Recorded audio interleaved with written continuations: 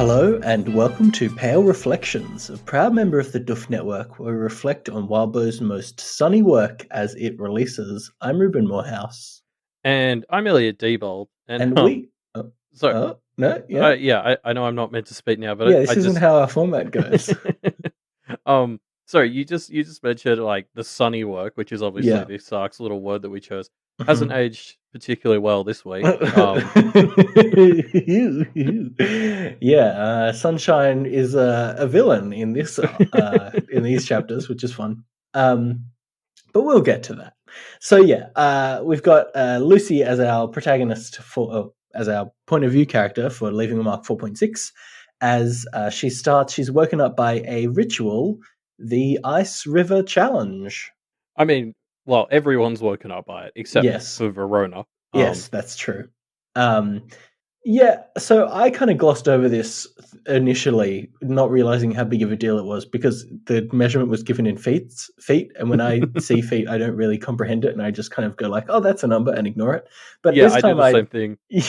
this time I translated it to metric, and it's 8 meters high, which is a very high jump to make, right? Like, talk about a way to wake up. It's a great practice for being a practitioner as well, which is making a dangerous jump off a rickety bridge for almost no benefit. It's great practitioner practice. Yeah, it's funny, like, because you're right. I had pictured this in my head. I don't know why, but I was picturing a creek going beside the school that was like, like Yes. a meter across, and this is Yes. like a bridge that was 2 feet high, and it was more about the cold water. Yeah. So I'm glad you pulled that out because I was picturing entirely the wrong thing. Yeah, me Um, too. No, it's 8 meters high. It's a real jump. like this is like a proper bridge for cars and shit. I guess. Um, it's funny. Like I definitely think you're right. Like tying it to being a practitioner, but it's also just like what it made me think of as well is this is such like a teenager thing. Like we actually had a thing at my school. There was an excursion we went on sort of annually, and there Mm. was a 10-meter jump into the ocean that we did like every year. It was a very Mm. similar sort of deal to this, just not in the Yeah. morning. It was when we went to the beach, but it just struck me as such a teenage thing, and you're right. It's that sort of reckless teenagery stuff that made me think this school must just be such a fucking powder keg. Oh yeah. I don't know how I hadn't quite considered this to this level till now, but like putting so many fucking teenagers with all this power, like in this sort of situation, like no wonder shit pops off pretty regularly. Like what a powder keg. Well, we got the Alcazar incident last chapter that was described Yeah. last episode, right? How frequent do you think incidents like that are? Because I reckon they'd probably be pretty frequent, knowing how one, volatile the practice is, and two, stupid teenagers are.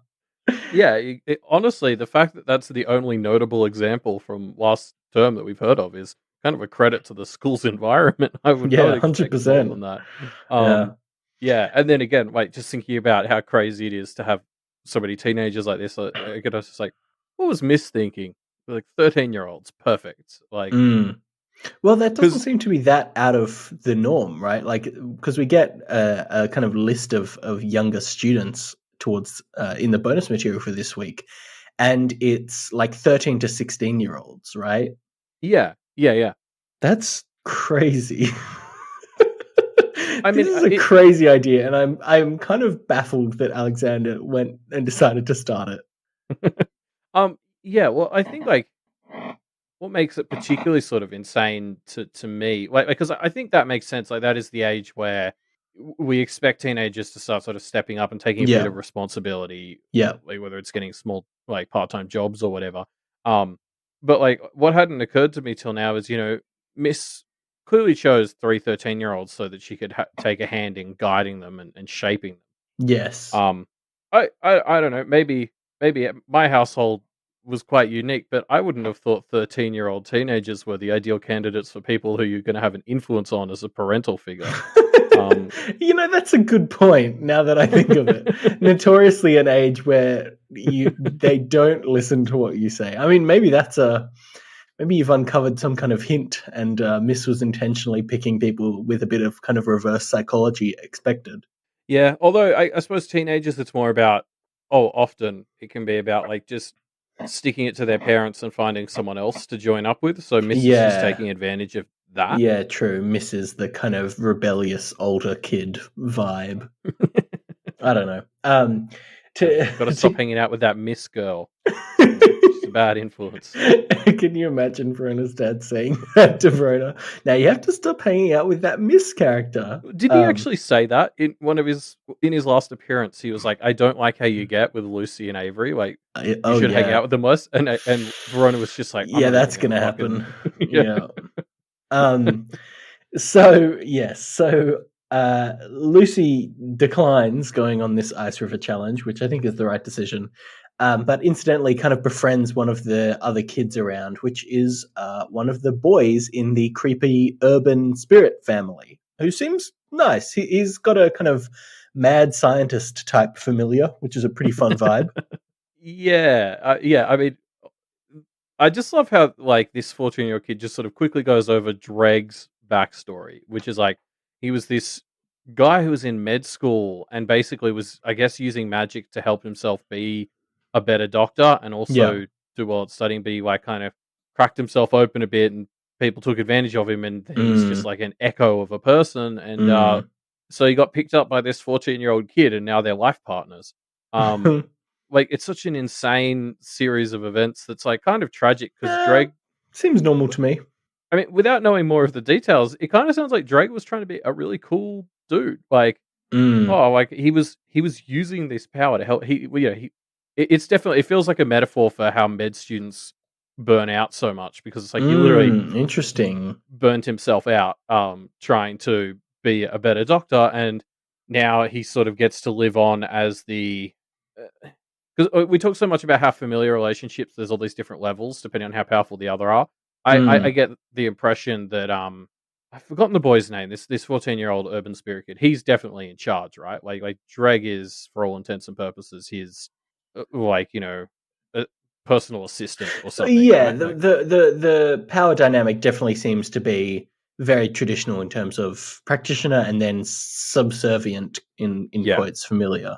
yeah. So just like R.I.P. to Dreg, who maybe was up to shady shit. We don't know, but it kind of sounds like he was doing some really cool stuff, putting himself on the line, and now Mm. he gets to be subservient to a 14-year-old who calls Yeah. on the spirit of fucking drug addiction, Mm.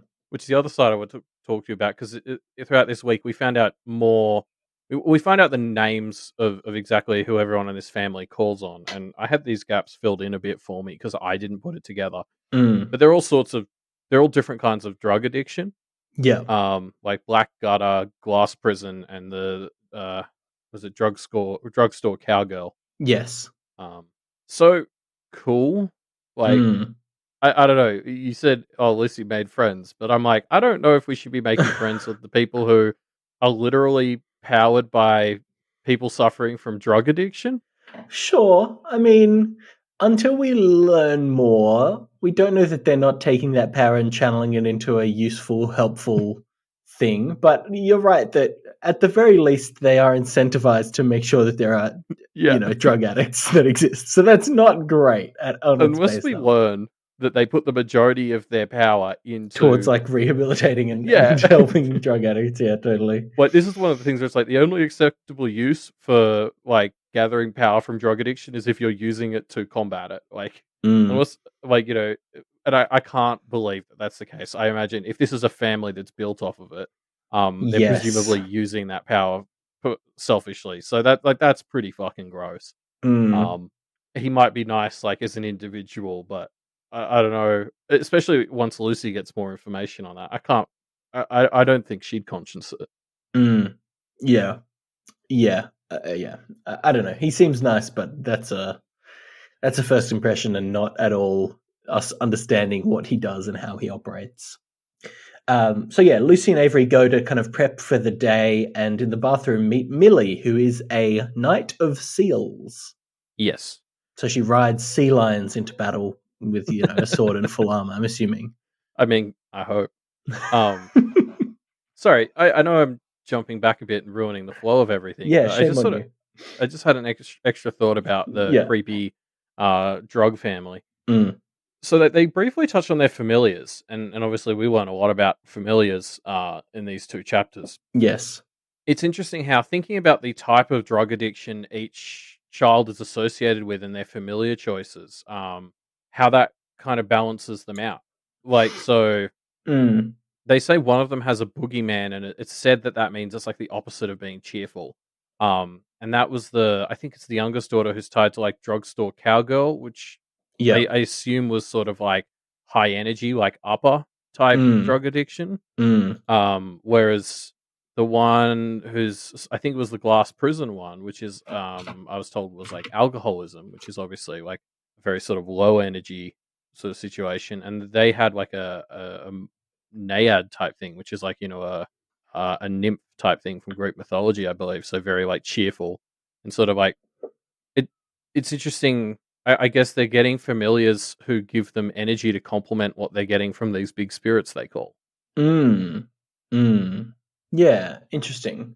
I don't know what that means, but like, Yeah, I'm waiting for and here's what it all means. yeah, Here's how it comes together. this is what happens when I think of an idea live, and I'm waiting to put it together. But yeah, I don't know. Like, I feel like we talk a bunch here about how others and humans can work together, in these familiar sorts of relationships, and this is a not terrible example of that, I suppose. Mm, mm, yeah. We'll see. Um, yeah, I'm trying to think of if I can put together the pieces on it now, but I also don't really have anything tangible. Sorry, everyone. Um, let's jump ahead to the Night of the Seals, shall we? Yes, yes. Because there's a bunch of cool things that are sort of brought up here. Like I love all these little details. Like Millie, she sort of defaults to thinking of them as having practitioner parents. She has Mm, this moment of, oh yeah, oh your parent. Like it's just that yeah. that's the sort of normative situation here. Like everyone is a practitioner from a practitioner family. Um, Mm. and then to sort of extend that a bit further, she brings up like she's from the magical equivalent of like a janitorial family. Well, that's how she describes it, but I don't. That Yeah. seems harsh. Maybe Well, she must be in the age of rebelling against her parents a bit, to be honest. like it sounded pretty cool to me, but like Yeah, I know.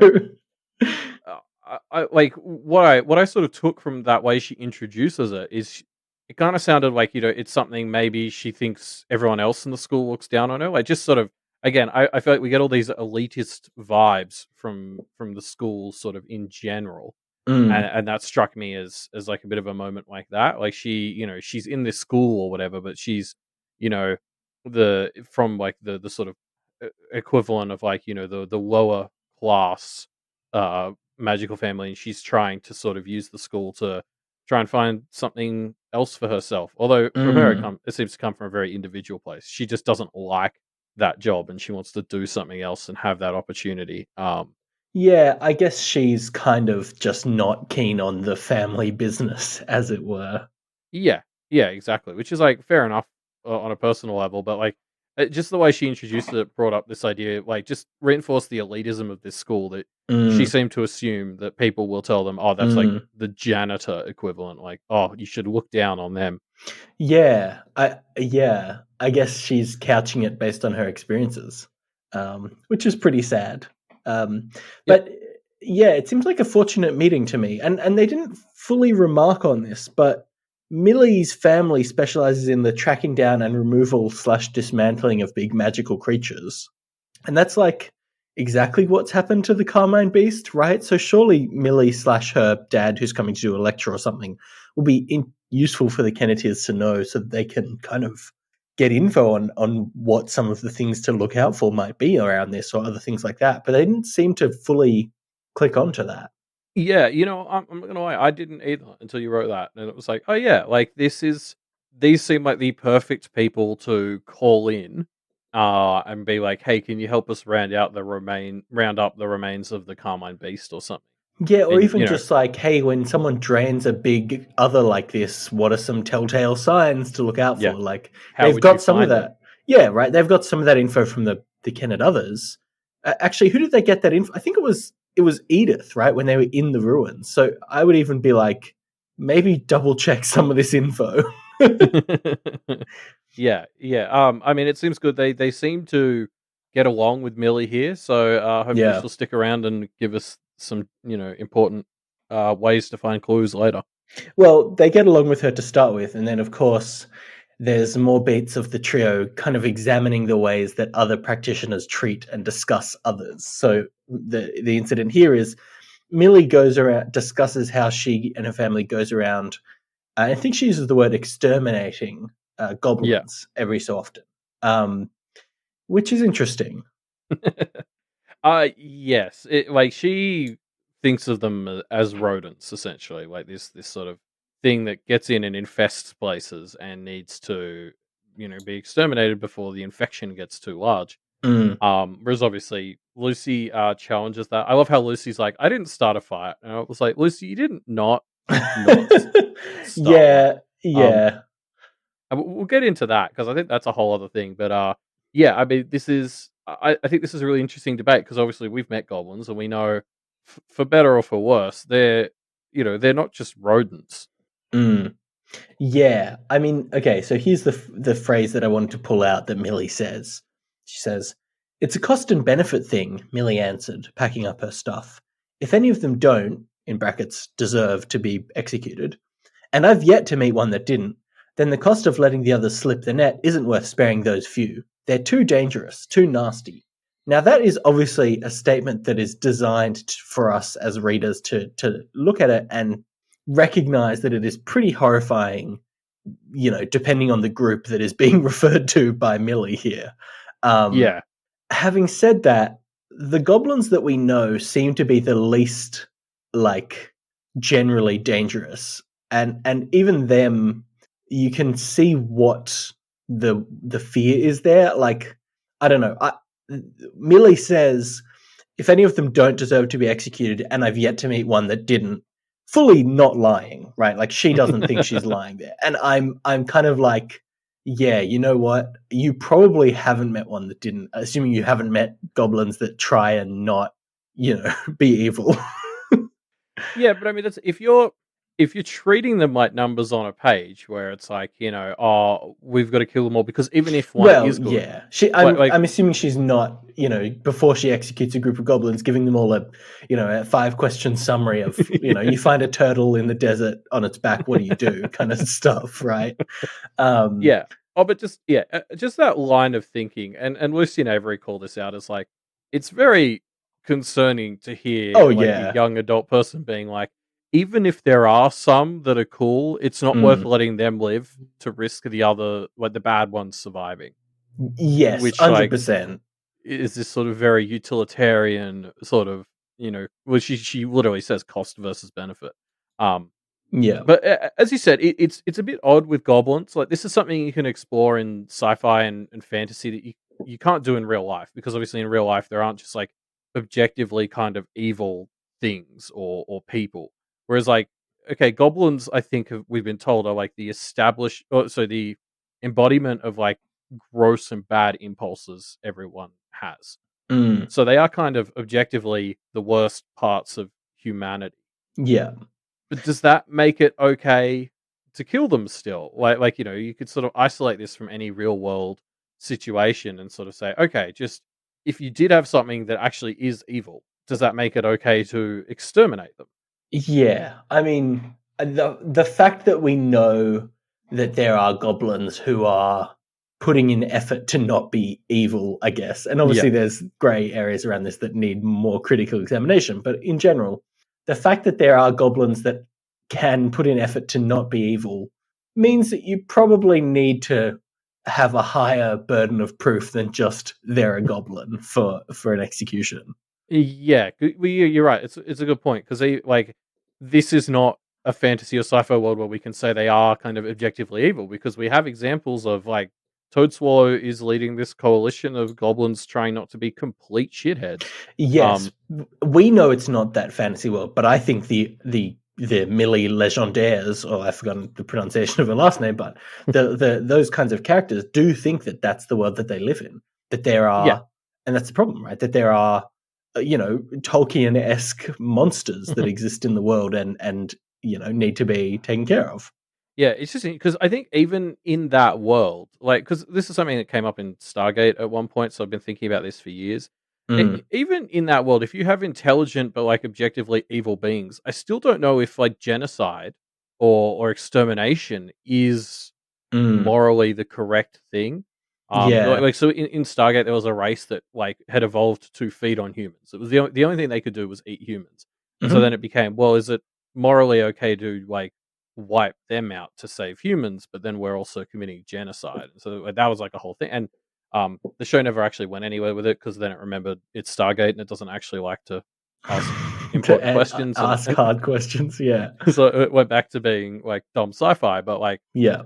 I always thought that was like a really interesting question that like yeah, I don't know, it sort of has a fascinating extra angle to it. But I think you're right. That's not what we're dealing with here because like Cherry Pop, Cherry Pop wouldn't harm anyone except herself. Um, Yes. you don't need to exterminate Cherry. How dare you exterminate Cherry Pop? Yeah. Um, Um, but sorry, just one last thing, because the Kennet part's an interesting angle to it though as well. Because okay, so these goblins are trying to be better, but like only in terms of Kennet and around certain people. Like Munch still goes off on excursions to kill people violently and make dogs. mm, So, like, how would it work? Like, what if Munch was not allowed to leave Kennet? Like, what does that, you know what I mean? Like, at the moment, Kennet works because part of the deal is that they go elsewhere to be terrible. sure. I suppose. So, what, like, that's not really a solution. That is like displacing Yes.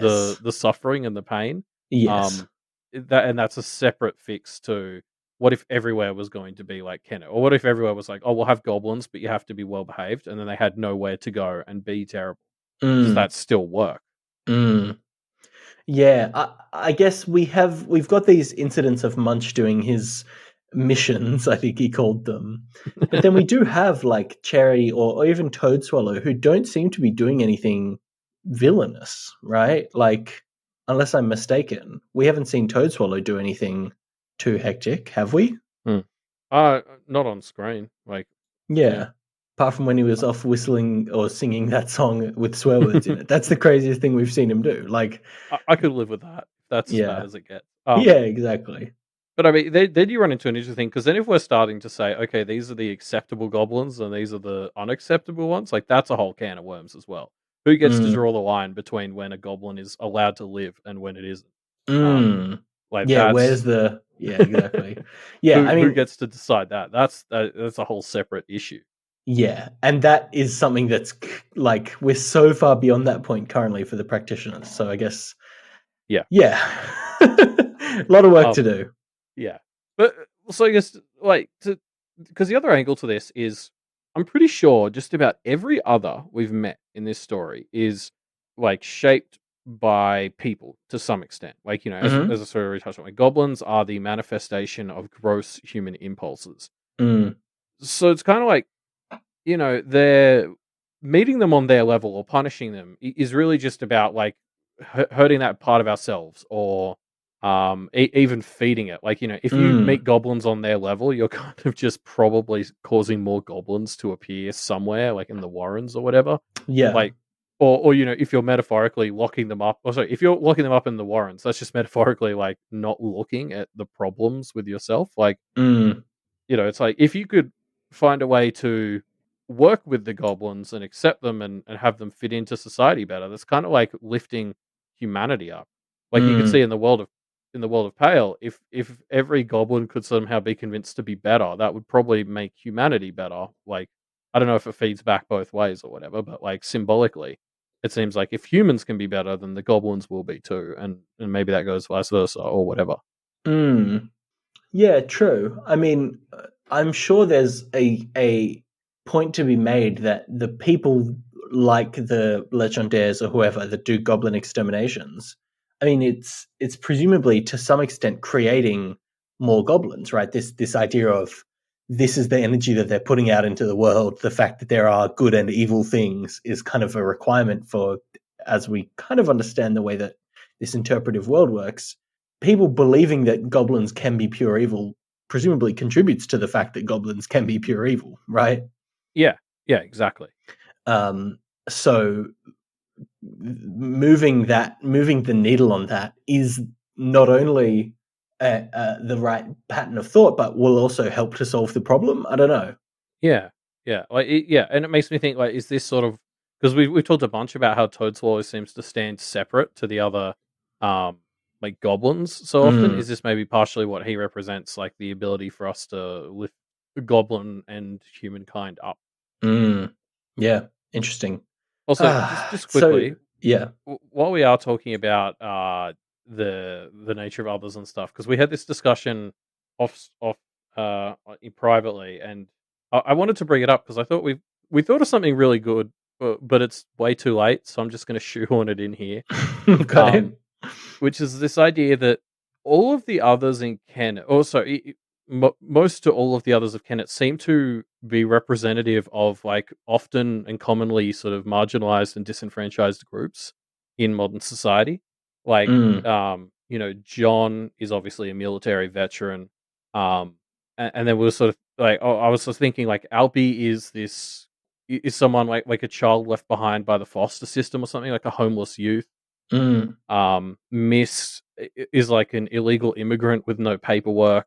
Um, mm, I'm trying whoever. Oh, Matthew and Edith are sort of like people ruined by financial debt, probably medical. Like you're probably talking about like the mm. US here. Um, yeah. So anyway, that was a little insight we sort of had that I just wanted to shoehorn in here because I thought it was really interesting, and we should have had it 2 months ago, but here we are. Yeah, when you sent me this, I thought this is great. Let's shoehorn it in wherever we can. um, so Anyway, so yes, back to this week. yeah. So I to come back to this argument. Avery kind of gently chastises Lucy for getting into another little spat here, right? Um, and she says, Avery says to her the phrase, "We can't go to the mat for every single thing." And Lucy's response is, "Can't we? If we let it go, aren't we condoning it?" And this, I just love Lucy so much. I've always been a number one Avery fan, but Lucy is really starting to threaten the top spot in my heart with lines like this. She's just such a crusader, and I love that that word applies to her in so many ways. Um, yeah, I mean, it's interesting because I don't know where I stand with this. Like to me, this is similar to what we were talking about last week, where like Lucy has that thing where she wants to go out and fix everyone, whereas Avery was sort of like, "Oh, I just want to know that my family accepts me for who I am," and Mm, and this is, I think, a sort of related difference of opinion, and I don't know where I stand because. I agree with Lucy. Like to stand around and let these things slide is terrible. But at the same time, if you immediately say isolate yourself and get to the point where no one is going to talk to you because of that, like, is that better than say picking your fights and winning a couple?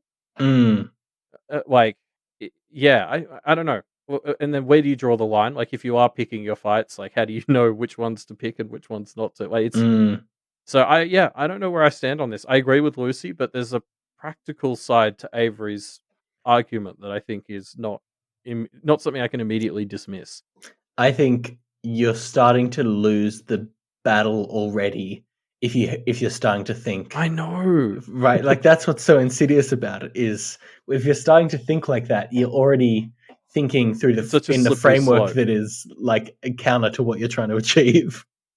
Yeah, well, because what happens is you start to get used to letting those things slide, and before you know it, like you're Yeah. not fighting like you used to. But then at the same time, like, what if you achieve more that way? Like, does that make it worth it? I don't. Mm, There's an mm. argument for that, I think, Yeah. And but I don't know. these are complicated arguments that I think we don't have enough insight to answer for people. No, that's Um, fair. but it's great that these are the kinds of questions that this story is able to raise for us. That's what I find Yeah, so exciting about this work is it is putting a wrapper of modern urban fantasy around some really interesting modern political questions. I think that's great. yeah. Like this is stuff worth thinking about. Like this is a question I should be able to answer for myself, and Yeah. hopefully I will by the end. Yeah, Um, hopefully Wildbow has the answers for us. yeah.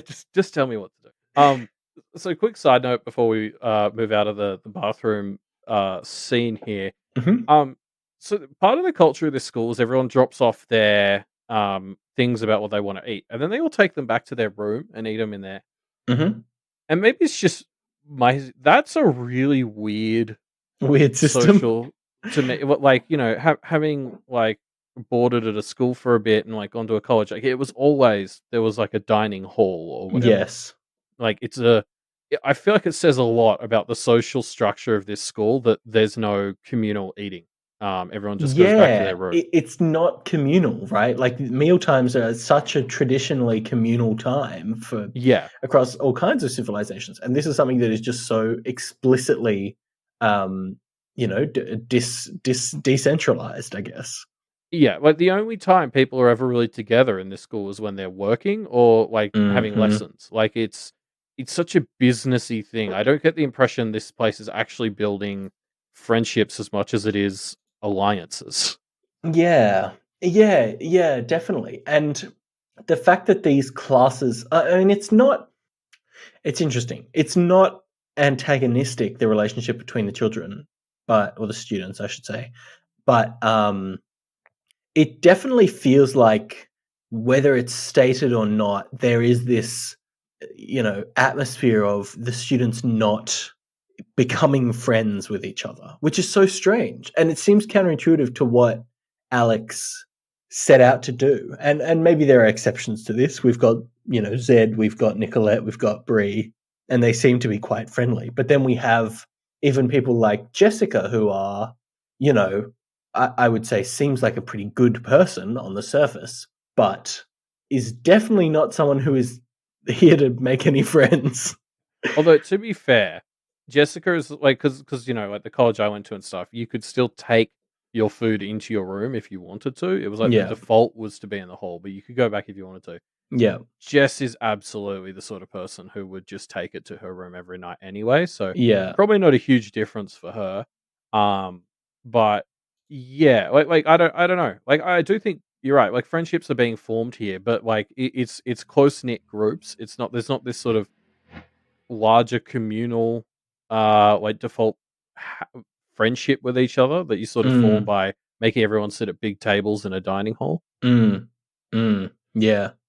Yeah. It's interesting. Something to keep an eye on, I suppose. So, Avery and Lucy head to class with everyone's favorite character, Radical Ray, and almost immediately things start to go off of the rails. Man, he opens it up with a great pun, and you think this is going to be a Yeah, he's going to be fantastic great. lesson. Yeah, I know. Let our guard down from a great pun and then deliver the sucker punch right to our face. It's so mean. Just before we do get into the class, because we skipped over. There's a section where they're waiting for the class to start, where they have a, for want of a better word, chat with Jess. Hmm. Um, and I mean, like I'm already like in love with Jess as a character. She's Mm. fantastic. She just gives zero fucks about anyone here. Hmm. Um, like she's sort of about this place. We're getting more and more tidbits of like her backstory, and I do hope Avery and her get to have this business arrangement at some point. Because I want to like, why is Jess so? She's like dedicated her whole life at this point to getting her cousin back. Like, what? She must have been partially responsible for whatever happened to her cousin, but to Yeah, I be think I got this that vibe dedicated too. to it. Yeah. So that is a tragic and heart wrenching tale. I can't wait to find out more about it at some point. Yeah, do you think we're gonna get more of an exploration of that and more of Jess's stuff as we go on? I I think because Jess strikes me as such a like ideal ally for the Kennedys, expert on the ruins, which is obviously where all the Carmine Beast stuff went down. Fairly like isolated from the rest of the practitioner community, so probably an easier sell for the Kenneteers to be like, hey, this Mm, is a practitioner, but she's like, part of like a indigenous culture and doesn't really get on with any of the other practitioners. They could be like, oh, okay. yeah. Um, yeah, like I don't know. She seems like she'll be so useful, and she's just cool. So I hope we see more of her. Yeah, it's interesting. I think we will. I think it's interesting because she is somebody that is set up as kind of an ally, but very, very not friendly. I just think that's such a fun dynamic. And yeah, putting aside all the things where she's clearly Avery is clearly later on testing the waters of like, is this somebody that I can consider an ally to help me, discuss parts of my identity that I'm kind of coming to terms with and stuff like that, right? Yeah. Well, it's that whole thing. Like, what were we told by Zed? There'll be people who are friends and people who you can trust, but like almost never both. That's As like, crazy to me as well. That's such a crazy quote. I mean, I'm starting to get what it looks like to have someone that you can trust but isn't a friend in Jessica. yeah. Well, even Alexander is someone like that because you could trust that Alexander is always doing something evil behind the scenes, right? So, like in a way, you can trust his motives, even if it's like you're trusting the opposite of what he says. That's still you could extend trust to him and what he's going to do. Whereas, he's not a friend. Yeah. Yeah, okay. Maybe that makes sense. I don't know. If you're trusting someone to act shittily, I don't know if I would call that trusting them at all. I mean, we're arguing semantics, which is like, I don't know, let the spirits decide, I suppose. Yeah. Yeah. Anyway, so yeah, we get into Ray's lesson, and there's a lot of sparkly lights and cool things going on. Yeah, this is like really cool. Just from like a writing perspective, because it would obviously be dull if it was just like 20 paragraphs in a row of Ray expositing at us. Um, so it's like not only is it a cool idea for a lesson by Ray, sort of, he does all right as a teacher in some ways, but like I don't know, it was just like it was great to sort of mix up the exposition with like all this cool fucking lights show and holograms and stuff, just to make reading it more fun. Yeah. Yeah, it is an interesting lesson. I think he uses his techniques to create a very interesting, as in like encouragingly interesting and compelling, and a great way to learn some of these concepts. Having said that, I don't think he's a great teacher. No, me either. Why don't we save that till the end? So we've sort of got the whole context for how we can rip into his teaching style. Yeah, fair. Yeah, cool. So yeah, okay. Well, first I want to call out this bit. So there's a part where he brings Lucy. So obviously, okay. Should we save that until the end, because a lot of it is no. Yeah. Okay. No. Let's just get into it. Yeah. Yeah. So he brings Lucy up, and he kind of is a huge dick to her, and then kicks her out of the class. You all know what happens. We'll get through it, and obviously it kind of gets contextualized a bit more in the next chapter, and so we'll talk about it more as we find all that stuff out. But to start off with, I wanted to touch on this bit where there's this reference to an insinuation that Lucy picks up on that Ray seems to have accidentally made. And I mean, call me Ray, but I also didn't get that insinuation that was being made. It's when he says, there are other things that are part of a presentation. Imagine, if you will, an actor appearing on your favorite show that you know is a jerk off screen. And this kind of upsets Lucy, but I didn't really get it. It's because he's just called her onto the stage. Like, it's basically what he says is he's like, "Hey, Lucy, get up here." And then the second she's up here, he's like, "Now imagine if there was some trash person on the stage." Okay, I guess. I don't know. That feels like a stretch to me. Yeah, I don't know. Like the way it was, like with the whole, if you sort of read that whole section word for word, it flowed pretty easily to me, just the way Lucy's like, "Okay, I guess I'll be on stage now," and he's already sort of been treating her like shit with telling her to put her hands down and stuff. So like for me it flowed. She's like, "Okay, I will hop on stage now," and then he's like, "Imagine an actor who you don't like is on your favorite show," and it's like, okay, like that seems targeted. Yeah. Yeah, okay. I guess. I'm not gonna go to bat defending Radical Ray, obviously. Yeah, I don't know if he consciously meant it or whatever, but like it's certain it looks bad. Yeah, there's whether he did or not, there's enough other stuff to talk about in there that he's yeah, it's troubling. So Lucy is being pretty good here, right? Like, she takes a few beats of intentionally not giving an appropriately snarky response to Radical Ray, and it just doesn't help at all. I mean, yeah, like this is so aggravating right from the start. It sort of gets described later as both of them pushing each other's buttons, like accidentally, very well. But definitely from Lucy's perspective, we do have to remember we're seeing this from Lucy's perspective, but it's hard not to just like, it seems like he's the one pushing buttons that don't need to be pushed, whereas she's kind of reactively pushing buttons.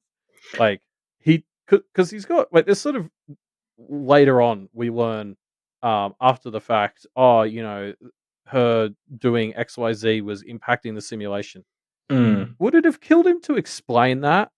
Well, Or, like that's what Avery says, right? And his yeah, response is, "No, I don't have to explain myself. If you don't like it, go to a different class," which is yeah, like, a completely shitty response. it's such a trash attitude. Yeah. Yeah. So yeah, it's definitely like it's sort of like oh they were both pushing each other's buttons, but I can't help but like look at the scene a second time and still think Ray seems to be the one actively going around pushing buttons, and Lucy's just like trying to be chill and accidentally pushing those buttons. Yeah. Um, yeah, I mean it'd be interesting to see what was in Ray's head as he was doing this, but like I've actually headcanoned that Alexander and his little strife boys may have been between these two. Mm. Like, just sort of thinking I think Avery touches on it halfway through next chapter. She's like, "I wonder if there was something else going on between them." And I was just immediately Yes. like, "Oh, well, this school's fucking run by Captain putting bits of strife in people's connections. Like we saw him do that in the Hungry Choir." So, Mm. um, I wonder if Interesting. Alexander planted some little seeds because this just evolved between these two so quickly, like ridiculously Yeah. quickly. It did. I had that. Well, I didn't have that thought, but I had a thought when Avery makes that comment of like, is it just that it's the stuff we find out about the simulation being disrupted? Like, is that what Avery is thinking about, or is there more going on here? But I didn't really think of what that could have been. The idea that Alex is intentionally messing with their relationships in some kind of plan that he's got cooking is a very juicy one. It's also it feels very Alexander to me for him to just subtly like weaken their connection with the Yeah. other like important people in the school, so they have to keep coming to him because he loves it when people have to come to him, and we'll talk about that at the end of Mm, these two chapters. mm. Yeah. Yeah. It's worth pointing out, apart from him being a bad teacher, this is an interesting class. It's great to get a very visceral kind of look into these realms. Like it's things that were basically just lines on a textbook before now to our characters, and they're seeing it in a very tangible and visceral way, which I think is a good way to learn about it. So that's, you know, Yeah. credit where it's due. Give him a point for that. Yeah, not just cool for us to read, like it's cooler for us to sort of get descriptions of it, but like you can imagine for them it's like the difference between reading that and actually seeing it would be huge if this is real stuff for you. Mm, Um, I also love how Ray is skipping over a lot of the basics because it feels like that is a really clever way from Wildbird's perspective to be like, oh, I can skip like boring details that do exist in this world, but just tell you guys the stuff that like actually matters. Like mm, he just gets to write the important bits. Like we skip straight to chapter 7. Um, mm. and like there's a bunch I still think is worth talking about here. Like we don't need to recite the whole lesson. Um, but like Lucy's hair was sort of one of the big oh moments for me. Like I think it was last week. We were like, oh, I wonder what Lucy's hair means and whether it'll come Yeah. back. And it turns Yeah. out right here. Yeah. Yeah, it's great to get more info on some of these things that have we kind of had inklings towards what they've been hinting at, but yeah, it's definitely good to basically have a teacher explain it to us. Yeah, and what it's one of those things like, and this is what I always love about the other verse stuff is it makes me feel dumb for not guessing this is what it was. Like after the fact, Mm, I'm like, oh yeah, like the whole. So the reason it's kind of Lucy has this like in her hair is she's someone who wears her emotions and opinions like on her sleeve. So that sort of magically manifested as her having her power level displayed publicly because she's someone who is putting all that stuff out there. And it was just like, oh yeah, like of course, like reading that, I was like, that makes so much sense. Of course, it was Lucy and not the other two who has this. Um, yeah, like all I'd gotten, the only part of that I'd gotten was, oh, it might be her hair because her hair is such an yeah, important and defining part of her life. yeah. Yeah, so just I love how many little reveals we get like that in these stories of just logical leaps that I didn't bake, but when I see them, I'm like, oh yeah, that's obvious. Yeah, it's great, and that's something that we know is and has been happening this entire story, and it's just always such a treat when Yeah. things that have kind of meant one thing get contextualized to be like, oh, there's like 3 things going on here, and it's really great to find out about them all. Yeah, yeah. The other thing, like, we can't talk about it in too much detail. This is one of those things that doesn't translate well to like a podcast like this. But Yeah. the tour of the fairy courts is such a wild ride because I think like the first time you read it, you're like, where the fuck is it? Like, what is all this? Mm, And maybe people cleverer than me pick it up towards the end or something. But like, mm, I had a lot of fun rereading this the second time, knowing it was the courts and sort of being like, "Oh, this is that court, this is this court," mm, um, and just getting a bit more insight into what these courts represent. Um, mm. yeah, so it's just a really fun section. Yeah, 100%. I agree that it doesn't translate super well, so let's we don't need to spend too much time on it because it's Let's recite them in yeah, order. exactly. Well, Like if that you would want be that, fun audio. there's a pale audiobook that you can go and check out. um, but yeah. Okay, so then Lucy is sent out. He kind of swishes and flicks and banishes her from his classroom, which is great. And yeah, she is outside now. I mean, yeah, like to beat a dead horse. Like Ray just handles everything about this in just like what seems to me like the worst possible way. Mm. Um, I don't know. Like, probably for both of their benefit that she's out of that situation with him. But yeah, could you handle it worse? Is my question. Yeah. No, he couldn't have, I don't think. Well, no, he probably could have, but it's pretty bad either way. So yeah, Lucy is outside now and almost immediately bumps into Zed, who can see how upset she is. I mean, it's pretty Immediately. clear Zed was either monitoring her or Ray's class in general, and was waiting for Yes. something like this to happen. Yep. And he comes and kind of talks to Lucy and fills Lucy in on some of the stuff that was happening here. I I can't help but empathize with Ray here. He Mm. is clearly a bad teacher. He is unable to deal with students, and he's clearly not somebody who is able to be like, I guess nurturing is kind of the word I would use. And Yeah, therefore, I think he is a bad teacher. But he clearly has a lot going on as a person. If he wasn't a teacher, I would be 100% okay with him as a person. Like yeah, he's just yeah. yeah. The problem with Ray is that he's doing a job he probably shouldn't be doing. He just shouldn't. Um, Oh, yeah. but this is a very sad backstory, and I do feel for him. Yeah, we finally get some extra details on all the stuff with his son, and like, oh, like it's all kinds of mess up. Like his son basically chose to die, to spite him, essentially. So like, Yeah, I can understand why he has a very full on visceral reaction to someone being angry to him. Like yeah, it totally makes sense. But yeah, maybe don't be a teacher there. yeah. Yeah. I guess we get some context from Alex next chapter that he's in recovery. I mean, Yeah, and from what we know of his past, he does seem like the kind of person who potentially before his son's death would have been a really good teacher. yeah, I Like, can you agree. see that? Like, Absolutely. so maybe we're just literally catching him at the worst possible moment. I don't know. I think we are, but it's like that. So that's the sort of person you make sure they have a teaching assistant or Yeah. some sort of supervisor as they're getting back into the groove of things. Yeah, Um, 100%. like what Ray needs is maybe a better support structure. Mm, And you're not going to get that from Alexander. no, yeah. He seems like a very hands-off, what's the word for it? Principal, I guess. I was going to say cunt, but sure. Yeah, okay.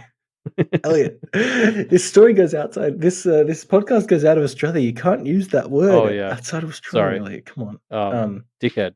Yeah, a real tosser. Uh, Anywho, so yeah, Lucy goes for a walk to kind of cool off, and overhears somebody talking about her. And we'll get to this in a second. But something really interesting that I noticed was she hears her name, and we kind of know how that works because when somebody says your name, it's kind of reinforces the connection to you, right? So it kind of pings you. Yeah. But she also hears Kenneth. When they say Kenneth, she hears that. And I think that's great. Like, that's a representation of the fact that their identity is so tied to Kenneth now that somebody mentioning Kenneth kind of pings for them. And I think that's really awesome. And very fascinating that we find out that that's how that works, that that's a possibility. I think that was great. Yeah, because I think didn't someone mention towards the end of Arc 3 or the beginning of Arc 4 that the fact that they'd gone to bat for Kenneth was increasing their relationship with it and they were becoming closer to Kenneth. I feel like somebody specifically brought that up, and this is like a cool example of it. Like as you say, like actually making that tangible. And yeah, I mean this is obviously a juicy bit of like, I mean, like we weren't just going to have them be at the school and be normal students for an arc or whatever. Yeah. So this is we're finally starting to see what the drama of the school is going to be, and I mean, yeah, I can't wait. This is presumably going to be the next sort of conflict in the story, and Yeah. let's see what happens. Yeah, definitely. We will find out more about this next chapter because we jump into Living in Mark 4.7, which is championed by Avery. And it starts with her kind of reacting to this scene that just went down with Radical Ray, where she's kind of unsure of how to react. Yeah, I mean, this is a tough. Like, what was she supposed to do? Because she, like, I guess she could. It's that argument we were having before. Like, she could take a stand and not let it slide, or I guess she sort of just decides that she's more useful going through the rest of this class. Yeah, like we kind of see that there isn't really anything that she could have done other than just try and learn as much as she can in this class so she can fill in Lucy later. Yeah. Yeah, so again, bad teacher, but this is a fun lesson. He basically makes a random diagram and asks you to interpret it, which is a great practitioner lesson. Like, I think it's a really fun and radical, if you excuse the word, way to No, teach. I think it's great. Rephrased. Yeah, sorry, but it's a fun lesson. Yeah, I agree. Like, I had a lot of fun following along with it. Like I managed to restrain myself from like trying to do it myself before Avery, but I had so much fun like following her train of thought as Jessica helps her along. Yeah. Yeah, this is weird. this this interaction with Jessica is very fun, but very strange. Okay, so so Zed says to Jessica that she needs to work with others better, which 100% true. Good work, Zed, doing the Lord's work. And her interpretation of this is she's already decided on the correct answer. So working with others isn't just giving away the answer. It's kind of giving oblique hints towards the way that the other person should be thinking, which, I mean, is kind of right. And Avery even accepts, like, yeah, you're right. I can't fault that logic, but it is annoying. Well, it's like basically Jessica has decided she's not going to discuss or change her opinion. Yes. So the only way she can work with them is to work them towards her answer. Yeah. I mean, I already said I find Jessica's difficultness very fun. Yeah. I suppose in much the same way I like the fairy or Alexander, which is not a favorable comparison, I admit, but I like her a lot more as a person than either of those groups. I I think it's like the other thing that comes out of this is Avery and Jess, sort of start to talk as people. And we see a very different sort of side to it. Like, I think from Lucy's perspective, it's just kind of like, wow, this woman's difficult and doesn't want anything to do with us. Like, fine. Yeah. Whereas Avery, I mean, this is like Avery's going through this whole shit again that she went through at the school in Kennet. Like, she's absolutely gutted that Jess doesn't want to be her friend. Doesn't want to be her best friend, exactly. And it's so like for Jess, like the thing is, the reason it hurts Avery so much is because Avery knows Jess isn't even thinking about it like that. Like Mm. Jess isn't actively rejecting her friendship. She's kind of so apathetic that it doesn't even really register. Um, Yeah. which is like actually worse. Yeah, it's interesting. It's interesting how this very quickly gets it's the exact right button to push to get Avery to be like, I'm gonna be your friend. I'm gonna be dedicated to being your friend, which I think is great. Yeah, but like Avery manages to break through and form like a business connection, Yeah. which is the first step to friendship, I think. Yeah. Yeah, it actually goes pretty well. And they really get this an answer that seems to be the closest in the class. Like they do very well as a team. Yeah, there's the other group that gets kind of like the same. Well, it's like the same steps in logic, but a very different answer. Mm, And then there's just one group who flubs it. mm, But Ray isn't a completely terrible teacher. He's sort of like, hey, this is good, I guess, but do this next time. mm. Which is actually decent feedback. From a sort of So yeah, pedagogical good work, standpoint. Ray. You've redeemed yourself. I wouldn't go that far. Yeah. Um, but yeah, I mean, so yeah, it's interesting watching Avery start to navigate more social situations, especially since she's alone again. Like, I think in general, she'll hopefully do a lot better in this school because she has like Lucy, Verona, Snowdrop, Mm, even her glamour, maybe mm. as support structures. But like it's really interesting sort of see her try to navigate this social environment a bit alone. Um, and then obviously we get the cool lore stuff, which is there's like levels to these realms. Like there's Yes. not just the ruins, but there's like you can go deeper into the ruins and get more ruinsy. Which feels just immediately to me jumped out like, well, okay, we've got to go back to Kennet and explore like the ruins level 2, right? Yeah. Yeah. What's going to be on Ruins Floor 2 where the Carmine Beast stuff was, right? Yeah, especially because I don't think these levels will be like separate spaces. Like even the ruins, right? No. The ruins exist. It's sort of like feeding from reality. And so, Mm, like, I would see this deeper level as like exaggerating the ruinsy part of reality and diminishing the reality part. So it'd be like an mm, exaggerated version of the ruins that we know, which just mm. would presumably maybe make certain clues stand out more, like they'd be bigger in this space or something. Um, Yeah, I think like that's the case too. And we know that there was some evidence um, of stuff in the ruins, like leftovers. Is that the right word from the Carmine Beast? So presumably, if we go down 2 or 3 levels, maybe that's where we'll find more explicit clues. Yeah, especially because I sort of conceptually view each like realm or dimension or whatever we're calling them in this world as aligning to a certain concept. Mm, Um, so like the spirit world is sort of a representation of how much things mean, and then the ruins mm, has sort of been described as where old ideas sort of go to get broken down.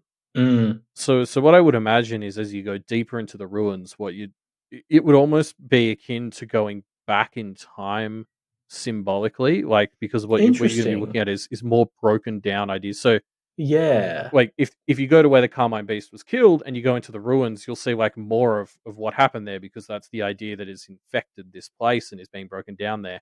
Yeah. But if that's already Interesting. started to dissipate, maybe you got to go another level and see like Yeah. the ideas that have been broken down more, and they'll maybe be more abstract when they're there, but it will be like the essences of them.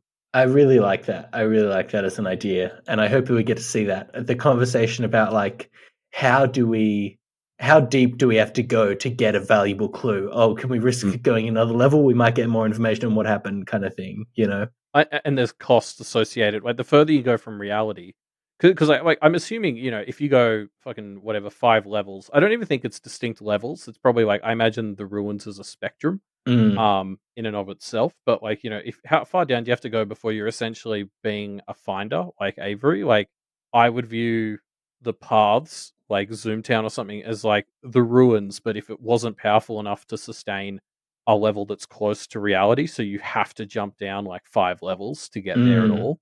mm. Um, so like, yeah, how deep do you have to go? What does it cost? What does it do to you there? Because the way the ruins pulls at your soul and your heart a bit. Like presumably as you go, well, I think it's said as you go deeper, that gets more and more. So what does it take to get there? Mm, So yeah. much cool stuff to explore here. Yeah, definitely. Yeah, so Ray collects their answers, and Avery and Jessica were very close. And then Ray goes on to kind of discuss implements, familiars, and domains. We kind of know some of the basics of this, but we get a lot of really interesting, juicy deets here. Yeah, I mean this stuff's so fun. Yeah, let's just get into it. You're right. It's so cool. Mm, yeah. Um, So yeah, it's I don't know. I mean, we'll talk about some of this stuff, but again, we're not really just going to kind of summarize textbook excerpts here because that doesn't really work that well. So we'll talk about and pull out some of the interesting things that happen here. But again, check out the audiobook or just read it in like written form if you want to dive into it again because it is well worth it. Yeah, I mean, presumably, if you're listening to this, you have read it at least once. If you haven't, reach out to us. I'm very curious to hear from people who listen to this but aren't reading the story because there can't be many people doing that. Mm, Um, but yeah, so okay, well, to dive in, I like the first thing that comes up is implements. And I think the cool thing about what we're sort of touching here is like, so what we really learn here, or at least I did, was like how much the like implements shape how you practice. Like it's basically kind of defining your signature move in a way. Like you're sort of saying this is the way I work and it will like help you do that but kind of cuts you off from everything else. Um mm, and so like we've got Jessica again. Jessica was kind of to put on this raincoat, which I thought fits the imagery of the ruins like so perfectly. But she sort of locked herself into being a ruins practitioner for life now, right? Like, what happens if she rescues her cousin in 2 months' time? yeah. She is still going to have to be a ruins practitioner, Oh right? yeah, I mean she's kind of tied herself to that, right? So Yeah, regardless, that's kind of the way that she's gonna have to practice. Which, I mean, I don't know. Maybe she'll just kind of drop out of the practice completely. Is that something that happens? I don't yeah. know. Can you do that? Can she? Yeah, is that possible? I mean, you'd still have to do the truth telling stuff, which I feel like would be hard in certain parts of society, right? Although I Yeah, suppose she lives out on a reserve, right? Maybe it's easier out there because yeah, true. like if the people are cooler. Um, Yeah, yeah, yeah, I don't know. I just find it interesting, especially for a place that is like it seemed from Alexander's speech that a big part of the mission of this school is to stop everyone being so just doing their own thing in the practice. Like you're meant to round yes, yourself off a bit more. yes. So it's so interesting that one of the first things we talk about is here's a way to kind of lock yourself in to certain ways of working that will close off other doors. Mm, Um, Especially because our principal has one of these. Like Alexander has what seems to me like it must be the most fucking basic implement. Like he actually picked a wand. Like how uninspired must that decision have been? Like I assume that just sounds like it to me. Like Jessica's picked like a cool raincoat, which is like, oh look at me, I fit into the to the ruins and I have all this cool stuff. And Alexander's like, yeah, I pretty much stand for the status quo, so I'm going to be a wizard with a wand. yeah. Um, yeah. It is funny that he's got a wand. What a dweeb. Um, so, okay, so as we're learning about familiars as well, we learn about the backstory with Talia and Effie, which is insane. The doll maker mother, who we didn't really get that much of read on before, is clearly a psychopath. This is the one that I think Verona's in the class of right now, right? Yes, yes. So that's terrifying. Well, no, the mother is actually not in the class when Lucy gets there because she's off talking to Mr. Bristow. She's the one who says Lucy's name. Um, so she's on team not Alexander, which makes me think that there's not a good guy team in this war over the school. There's just bad guy teams. Mm, yeah. But yeah, like the fact that this mum was like proud when Talia and Effie Oh my teamed up god, was I just know. such a like It's like like, it's oh just fuck, that's probably what they wanted to happen. Or I mean, was an outcome that they anticipated and were, aiming for? it's Would just that settle for? stupidest kind of manipulative. Like I think Avery describes them as not so, and I think that that's the perfect term for it. I was just like, yeah, this lady's fucking the worst. Mm. Yeah. Now having said that, I think it was interesting to note that Talia's response when she was a child in this situation was to awaken in secret and then talk to Effie and work together, right? And it's Yeah. a let's solve this together rather than let's fight each other reaction. And it's this kind of indicator that I liked, that maybe there is, at least in children, a desire to resolve problems with unity rather than by, subjugating these others. And potentially that's something that only exists in children until it's kind of stomped out by the practitioner society at large. But Yeah. yeah, it was interesting. Was a nice moment. I really like that because you're right. Like, we don't know. I mean, well, presumably Talia and Effie grew up together, so they would have been close. But there would have been this sense coloring any relationship they might have had of like, Effie was designed to replace Talia if the mum decided she wasn't up to snuff. Which, the fuck. But Mm. like, their response was still like they overcame that and managed to work together. And I always love like that sort of let's actually work together type story. And I think that that's really cool. That these seeds are being planted that, hey, these young practitioners are thinking like that to some extent. Like, Mm. Talia doesn't seem to look down on Effie. Um, Mm. there seems to be a fairly equitable partnership, in part because Effie was designed to be so close to Talia that she could just Yes. replace her. Um, Yeah. so there's a bit of a bit of a dampener on the whole. Others are fine for Talia's side of things, but yeah, Yeah. um, you're right. I really like that idea that they came together, and I hope that that is indicative of the younger practitioners being more open to, in a school like this, actually growing up and not being dickheads to each other. Yeah. I hope so. We Um, shall see. so the last thing, we've done implements and familiars. Also, Hmm. Ray touches on domains. Yep. And I just wanted to bring this up because Ray mentions that his domain is a building, and he talks about the sorts of places you'd pick. I'm almost certain Ray has picked the building that the Blue Heron God was in, because he talks about how he's got a building full of like servers. And I'm just like, to me, it was just like, oh, okay, so Ray has taken over. Like, they killed this god, and then there must have been so much power sitting there, and he took it to build this domain. Is my thinking. Like, there would have been a lot Mm. to work with, magically speaking, in that Mm. place. Yeah. So no point to make here except like that's cool. Yeah, definitely. Yeah.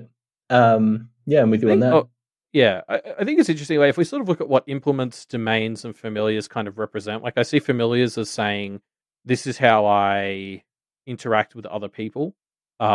Domains are sort of like this is where I want to be, and then implements are sort of saying this is how I interact with the world at large. Mm.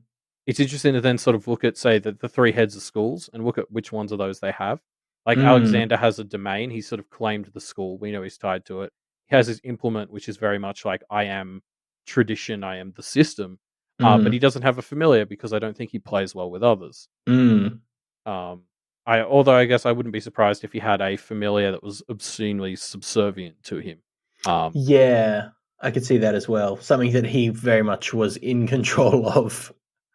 Although I suppose if you have an like a familiar that's so at the point where you completely control them, I wonder how useful that actually is. Mm. They touch on this a little bit, but like I feel like the amount of control Alexander would want is probably just to the point where it may not be worth it for him.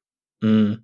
Whereas like Durashay actually has just a familiar, and it's that crazy Monchi thing that has been eating for 3 years or whatever. But that sort of is indicative that she values these connections to things to me, or connections to others and people. I'm still just desperate for her to turn out to be a good guy, I guess. But Yeah. I'm building Yeah. a narrative where she has to be a cool person. Yeah, Um, we'll see. We'll see. It's so interesting that we first met Alexander and he was a villain. He was like painted as a villain, and we next met him and he's kind of this Dumbledore type. And now we're getting to the much more grey zone of where the reality is here. And I just don't know where I land on, is this school good or bad? And I know that's a reductive question, but I can't help but ask it, you know?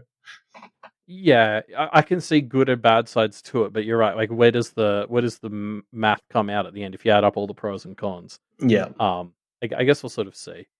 Yeah. I also just to touch on Ray as well, because Ray only has a domain, and it's like this world he created, and he sort of, I bet you he spends a lot of time in there. At least he kind of says Oh he's put a lot of yeah, work into it. So it's like, it's just symbolic of how Ray is a bit disconnected from everyone else. He sort of lives in his domain in a his lot, own reality. Yeah, he's in his own reality, and he's simulating everyone else pretty well. But when someone doesn't conform to his simulations, he he boxes them freaks up and out. ships them Yeah, outside. yeah, yeah. Um, yeah. So yeah, class ends and Avery goes outside and meets with the rest of the trio to discuss all the stuff, all the wild stuff that has already happened, and we're only halfway through the first day. Wow. Good point. We are too. Yeah. So they kind of start talking about Bristow, and they get some details on him. His specialty is collecting the aware, so people who kind of incidentally have fallen into the practice. And he basically has an apartment that he owns, apartment building, sorry, where a bunch of them all live, which is very unsettling and begs the obvious question of like, what does he do with these people, and how is this a practice? Like, what does this even mean? And I'm terrified to obviously get the answer to that question when we do in a little bit. Yeah, absolutely. Because like at first, I was sort of like, okay, he's like capturing people who are at risk, right? Of like Sure. falling and ending up in a bad situation. And he talks like, oh, he wants to start. He tried to start another school. He wants to Yeah. open this school up even more. Yeah. He's catching people who are slipping through the cracks. Like Yeah. on paper, that all sounds great, but it's like he's collecting Hmm. them and putting them in his building. Like, what does rent look like to live in this building? Yeah. What does he get out of this? I can't help but like, aside from those bits that on paper seem good, I can't help but look at it from the other side and think, I don't. There's some weird power dynamic here that I just don't trust it. Yeah, not in the least. The question of like, are these people that he kind of uses as like they fight for him, or are they people that are like batteries in some way that he can Yeah, drain? Like even that question is terrifying, regardless of the answer to it. yeah, exactly. Like, it just seems unlikely to me that he sort of does this for their own good, or like, also, does he, again, like, just touch on something we sort of brought up earlier? Is he actually helping people not do this anymore, or is he like allowing people to Yeah, start to fall through the definitely. cracks so he can claim them?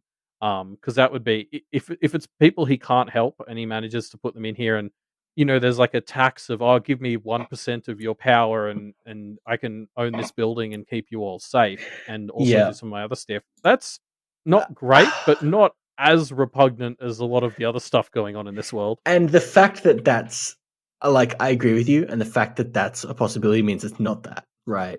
It's not the Yeah. thing that's not. If it's going to be something, it's not the thing that's like the most charitable possible interpretation. No, I agree. I don't think we're going to walk out of this thinking, oh, Bristow was the good guy. Yeah. Um, I think this is going to be a war for the school with sides that I don't like either of them, and I'm going to want Jess, Nicolette, Zed, and the Kenneteers to go off and start their own school. Mm. Um, of like nice people, they can be the nice practitioner school. The nice school. Yeah. Um. Um,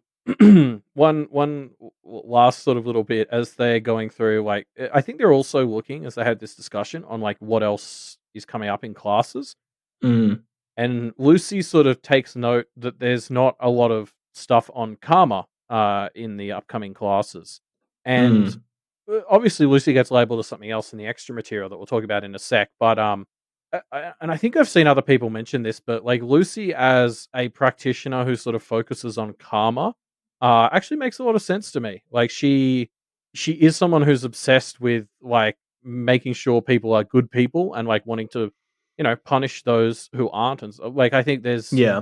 there's an alignment there between the way she sort of thinks of people and the way karma works. What I think will be interesting is, do the spirits have the same judgment values as her? Like, what if the spirits are like, yes, this thing's cool, but Lucy disagrees? Like, how does she, Interesting. Yeah. like, would she be able to deal with that, or is that something she can tune out? Or should she? Well, Yeah, I mean, the kind of current status quo is, if not explicitly encouraged by the spirits, at least kind of reinforced, right? Like the status quo yeah, being practitioners as the kind of controllers of these Pokemon suite of others that they have access to. Um, Like that is seemingly the system that the universe is naturally tending towards in this world. Yeah, yeah. Well, I mean, I guess that's the other thing is like, haven't we sort of been told that the spirits react to what people think is the status Yeah, quo? true. Like, there's the discoursing. So, does this also give Lucy the tools to start to edit what the spirits think in certain ways? Like, Yeah. and that may not be a global thing, but like, is that something she can make the spirits around her less, or update their moral code a bit? Yeah. Is that a thing that she could do? Interesting. Yeah. Very interesting. Um, we also so there's this thing I wanted to bring up because so Avery has this moment where she points out, "Oh, Verona seems very very happy." To the and like I didn't think anything of it because at first I was like, "Well, of course she is." Like this school is everything Verona would have wanted. Yeah. Um, but the way Avery seems a bit perplexed by it caught my attention, and so like I guess content warning for suicide related stuff. Um, like something I've heard is if someone with depression suddenly has a massive mood turnaround and they're suddenly very happy and positive, you actually need to watch them for suicide even more because it's like there's it's something like about how like They've kind they've of sort of resolved to fix their situation, right? yeah, it's like a weight off their shoulders that they found an escape. Yeah. Um, and so like if Avery hadn't been so perplexed by this, I wouldn't think anything of it. But like that comparison just sort of came into my head a little bit when I saw Avery be so confused by it. So I don't know if that's what's happening here, but like Verona has obviously started to make headway. She's got her scissors that she's Yeah. empowering with Yeah. herself. Like she's she's got practical stuff she's moving towards with her plan to turn into an other, which we have tied to suicidal ideation in the past. So I Yeah. wonder if that is something. Yeah, it's interesting. I think it's easy to have the thought of, well, she's in her element. Like, of course, she's starting to kind of turn around. I don't know. She's also taken some small actions to like cut ties from her dad, which could be a positive thing, could be a, I don't know, a Yeah. warning sign. Yeah, it's hard to say. Yeah, I mean, I guess we'll see how it evolves. Um, Yeah. I mean, speaking of like just this whole other thing, I mean, something we didn't touch on from the familiar discussion was what was brought up is the perks for an other in becoming a familiar is they get to have a sense of mortality. They get to, I think the quote is like, have a heartbeat, to have warmth, the ability to taste food. And I don't know how Yeah. much those things apply to all others, but sort of like, these are the things others are missing. Like they're Yeah. not, if they are sort of all from people to some degree, like there is usually, there's something that gets lost in the process. Well, yeah, I think it's fair to say that as others, go on over time, become more and more other, they lose that like the human comforts that they might have once had, right? Yeah, but it's just the fact that seemingly a lot of others will be willing to familiarize themselves in order to get a taste of that again just seems to me like something Verona should be thinking about. Well, it's interesting. We haven't like the closest thing we've seen is something like Matthew or Edith turning into another, where it's this.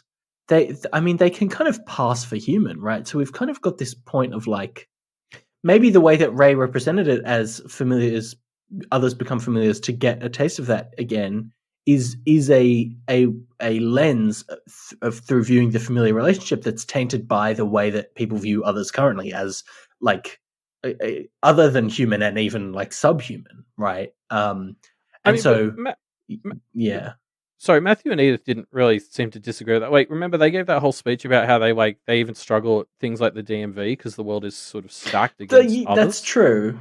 Yeah, yeah, you're right. Maybe that's more evidence that that's kind of right. Like Matthew Um, only sort of went this route to save Edith. Um, it's not like it hasn't been presented, I don't think, as a kind of ideal situation. Like I don't think Matthew is meant to represent something Verona should look up to. No, but he is the closest we've seen in terms of a Absolutely, human yeah. turning into another, right? So I think it's a fair point of reference for what Verona could expect. And I agree, it's not something that she should aspire to. Mm.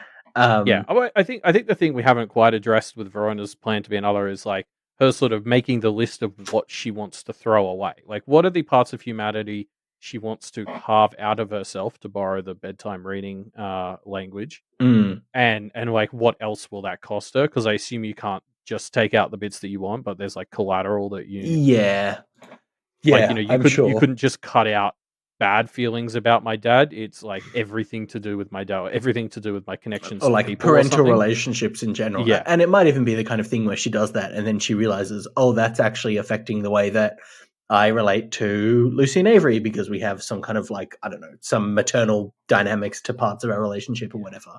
Well, and there'd be presumably some sort of cascade to your personality, like, Yes. She'd so become yeah. even less, connected to her emotional side or something. Yeah. Yeah. So yeah, the trio are kind of talking about this Bristow thing, and suddenly Alexander pulls up in a car, and he wants to chat to them about this exact awkward situation. Again, like, I'm just gonna keep ragging on this guy because I'm still convinced he is the most villainous villain. He shows up in a fucking big black car. Like, could you be any more mafia if you tried, Alexander? This is ridiculous. Yeah. I've already sort of ragged on his wand choice, but like again, he comes across as such like a.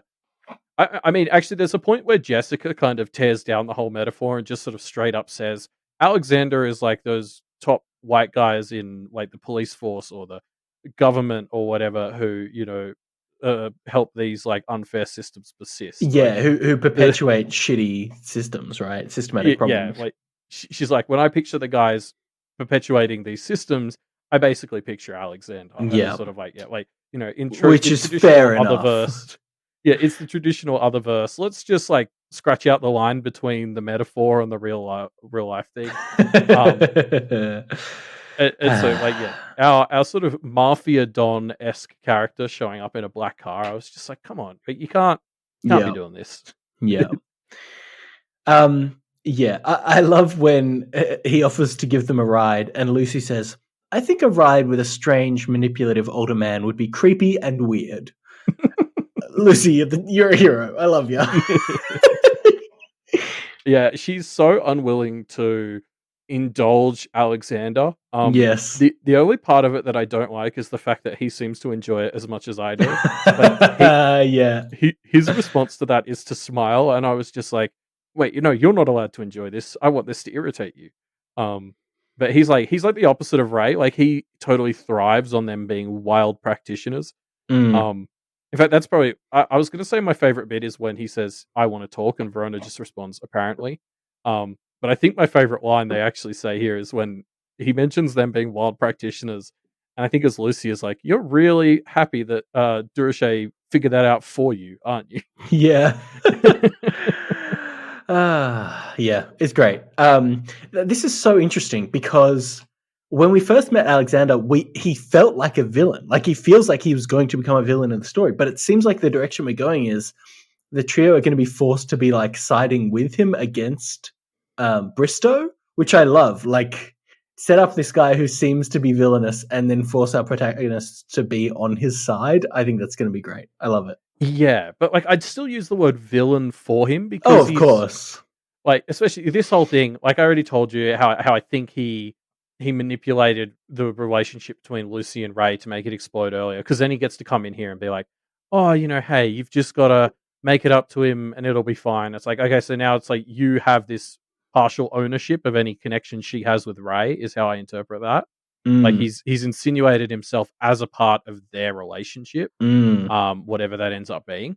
Um, and then it's like all this stuff with Bristow, like, it just stinks. I'm just like, you knew this was a possibility, didn't you? Or like the second he found out Bristow knew about Kennett, he was like, ah, great, I can use this because Here's my angle. Yeah, interesting. he like Lucy brought up last week the whole thing with like Nina not being able to say no to the librarian thing. Like, so it's like, Mm, oh, she agreed to do this, and it's like, yeah, but did she really have a choice? Like, could she have said no? And now this is the Kennetys are in that situation. Like, they sort of yeah, straight up say it. They're like, we don't want to do this, but we have to. Like, Alexander has contrived a situation where it's like, ah, come they and have to say yes. like, Yeah, yeah, I will take you under my wing, and they're not in a position to say no. Um, it's yeah, like, you're right. It's like because they're gonna have to. At this point, it looks like they're gonna have to side with him, but it's not. They're not on a side with him. It's just yes, at this point, it's like the enemy of my enemy is someone I'm forced to kind of work with, I guess, even though I still hate them and they're manipulating me. Yeah, but As the old saying goes. having said that, next chapter is almost certainly going to be Alexander delivering some exposition about how Bristow's creepy apartment complex works, which I'm totally here Yeah. for. So I'm on side with Alexander as a result of that. Yeah, but yeah, I mean, yeah, it's just like Alexander finding out that Bristow is focusing on Kennett because he thinks that's where Alexander's power is. So now Alexander gets to drag them in to be pawns in his battle. It's just so not an accident. I mean, yeah, he could have intentionally led Bristow to think that he had a base of power that was in Kennett. Like, that's Yeah. totally a possibility that he could have done. Or I'm pretty convinced he probably knew. The second they were like, "You're not allowed to tell anyone about this place," he's going to be like, "Great, people are going to notice I'm keeping some area a secret, and everyone Yeah. else is going to hone in on it." Like my enemies, like he absolutely knew that's where it was heading. Yeah. And yeah, he probably knew this is where I was going. I can't wait to hate Bristow, but still feel like it's just like by participating in this fight, Yeah. they've already lost. Is Yeah. what it feels like. Yeah, I get that. Yeah, so we'll have to see how that plays out. Next chapter. We have the extra material for this week, which is the student guide, a map of the Blue Heron Institute showing us the kind of geography of the area, plus, like lists of students. Yeah, I mean, this is very cool. Like, for starters, a map is very useful because Yes. I 100% was visualizing this place wrong. So like seeing this map, I was like, oh, okay, this is good to know because I was picturing it all wrong. Yeah, it really helps set out the location in your head in a really nice way, doesn't it? Yeah, because I'm not like Walbo probably explained it well. I just like this is just one of those things like when a paragraph goes into explaining the layout of stuff, I just tend to like my brain just switches off and I Yeah, go with it whatever doesn't. I was Yeah, visualizing exactly. anyway. This is why And people it's put like, maps in books, right? Because it just yeah, helps understand the geography, even if it's explained perfectly. People just don't have that information processed in their head in the same way as yeah. if it was a visual thing. I do the same thing with like character things. It's why I love like getting fan art of characters so much because there will be a paragraph where Walbo puts in the effort to explain exactly what a parahuman's person Yeah. looks like in Here's their costume. hair color. Here's their costume and my, color. Here's the details. Yeah. and my brain just fully ignores it, and then I'll see fan art, and that becomes my headcanon. Yeah. So I kind of like rely on that because for whatever reason, my brain just skips those parts without me wanting it to. Yeah. So keep hustling out there, fan artists. You're doing Yeah, the Lord's work. Can absolutely. And we this map is same thing. can we touch on the fact that in the map there's a place called, okay, first of all, there's places marked blasting site and exercise field, and then the note scrolled underneath that is do not mix these up, I guess. Which is just a classic joke. That's hilarious. Yeah, that's what I always love about these extra materials is Walbo sneaks so many little just chucklers into these Yeah. things. Like they're always full of so many extra details. Like, yeah, this is one. It's like, well, what are they blasting? What Yeah, do you who need a knows what blasting that site for? means? Yeah. Like speaking of like little details that just make these things excellent. I think it's like Verona who was scribbling these little notes because there's a thing where somebody scribbled notes on what's in each wing, and the Mm, word library is written in big capital letters, like it's just given extra importance. And that was like, okay, so Verona presumably wrote is this scribbling because, this, yeah. yeah, like again, that's just those little extra details that push these things over the edge. Yeah. So yeah, we get descriptions firstly of each and every senior. They get like a paragraph to themselves, which is great. There's some really interesting things in here.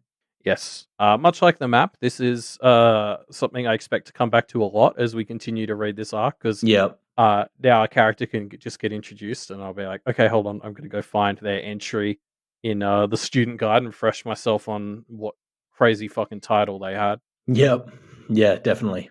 Um, also, do we know who wrote this in universe? Like, I didn't pick up on it. I I couldn't tell. think it comes from the faculty. So one of the head teachers, I would suggest. Presumably Alexander? Yeah, okay. Because it was just there's one part where like they're talking about Tanner Gilpin and how he was like found and has been a bit reckless, but there's this part where it's like his talents, definitely back up the decision to bring him on. That Like feels Alexander to me, but yeah, you're right. it does. It's just like what a whack thing to write. Like you have like two sentences to summarize a student at your school, and it's just sort of like he's so great and like You're right. It is Alexander because like he's so great, and I'm so great for deciding to bring him on. Um, Whoever brought him in made a great decision. It was me. Yeah, Um, definitely. There's also we get confirmation. Nicolette took the Belanger name as part of agreeing to come on with them, which Yes, is I wonder. interesting. Yeah, Yeah, what do they get out of having her take their name? Because that's presumably what that tells me is, as her joining a junior member of the family, literally, does that give them extra control over her or something? yeah, it's interesting. Oh, I don't know. And will it complicate and cause problems for the situation where she's planning to run off to a rival gang, basically? Who Yeah, knows? Who knows? yeah. Maybe it helps prevent stuff like that. Maybe there's Yeah. some spirit rule about families got to stick together or some bullshit. Yes. The other thing, there's Ulysses, and we don't. Turns out nobody knows who Ulysses' god is. Mm. Which I thought was great. I was like, finally, I was like, okay, we're gonna find out which like Greco-Roman god Ulysses like Is a is patron of, praying to. yeah. Yeah, and there's just like some mysterious god we don't know. I was like, oh fuck. Yeah. And now that it's been brought up as like something we don't get to know, I'm like, okay, this is It's gonna be something. important. Yeah. Yeah. So now I'm even more curious. Yeah, that's one to keep an eye on. There are a number of students that we haven't really heard anything about. So we have a student called Amine Roskio, who is a nerdy kind of godling who seems to have like conquered a god and now just like studies in the library all day. He got a god to unmake itself. Well, no, first it unmade its children and Yes. unmade itself, which is like unmake is such a fantastic word choice there because it's not like destroyed itself or killed itself. It's like it unmade it. That sounds so much more methodical and meticulous. It's like Yeah. he made it tear itself apart bit by bit, presumably got its own power for himself. They don't specify that, but I felt that goes without saying. Yes. He took its name as well as part of this. Yeah, weird. They're all weird characters, right? Then we also have one called Reed Musser, who kind of collects miscellaneous tricks and stuff, and has 9 implements and 2 familiars of note. That's pretty wild as well. Yeah, because we just got told that you can only have one of each. Yes. And then it's sort of like I feel like that's just a little reminder that the rules in this rules are world malleable. not concrete. Yeah. We also have Estrella Vanderwerf, whose family was all executed by witch hunters and is like an expert on Fae. Yeah. What if the witch hunters find this place? Yeah, weird. So I guess worth pointing out is on the Parahuman subreddit this week was a discussion about witch hunters, and I found that really interesting. And Wabo did some OC in there as well. Actually, did a thing that really reminded me of Supernatural. I don't know if you saw this, Elliot, but I didn't. He described some different types of witch hunters, and one of them was like 2 people who roam around the country on their bike, and I was like, oh, this is giving me very heavy Supernatural vibes. Anyway, yeah, it would be very interesting. I mean, I wonder what the vibe from witch hunters on this place would be. Like, I guess it depends on the witch hunter is the answer. Well, yeah, I don't know enough about witch hunters to know where they would stand. I got to go find that Reddit thread. Yeah.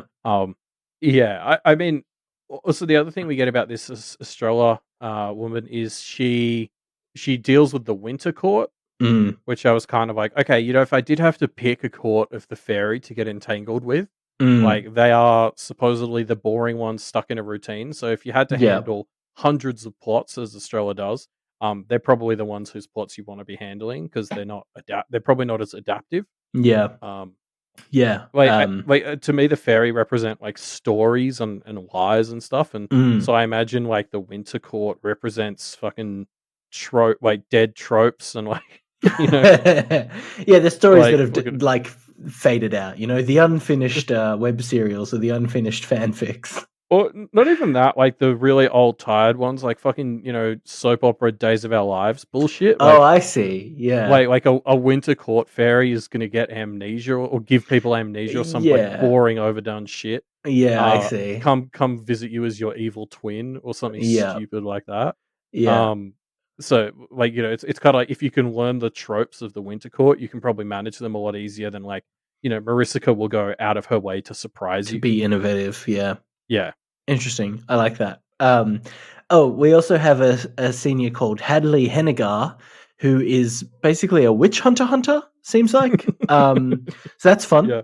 I my favorite line from this is when describing how it says death won't claim her, but war certainly seems to have his hold on her, Yeah. which is just such an evocative line. Yeah. Beautiful. And like I don't know what being attached to war looks like exactly, but it's probably metal as fuck. Yeah, so many cool just extra little students. Yeah, I know. Can't wait to meet them all. We also get Zed. Zed's quickly brought up, and Mhm. what I love about this is, you're right. I think it has to be Alexander who wrote this because it's like Zed is very good at finding interesting problems, which is just sort of like, hey, go look at what Zed's been looking at. I didn't tell you to do it, but like, you know, Oh yeah, because interesting. Zed's tied into I didn't canon. even make that connection. Go check out what Zed did last week when he went to that town that I can't mention.